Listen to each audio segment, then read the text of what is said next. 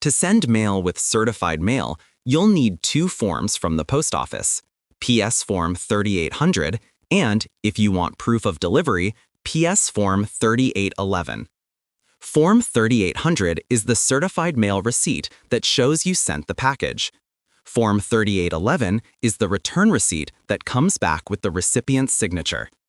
Fill them out with your details and the recipient's name and address. Next, peel the tracking number label from Form 3800 and place it in Box 2 of Form 3811. This number will also be used to track your package later. Now attach Form 3800 to your envelope or package. Line up the dotted edge with the top of the envelope or package and fold it over, leaving space for postage on the right. Attach Form 3811 as well. If you're mailing an envelope, it goes on the back. If you're mailing a package, both forms go on the front.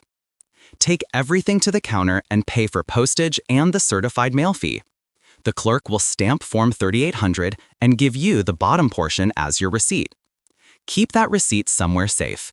It has your tracking number, which you can use on the USPS website to follow the package. Once the item is delivered, the recipient signs for it, and USPS sends you the return receipt as proof of delivery. That's all you need to do to send certified mail the right way.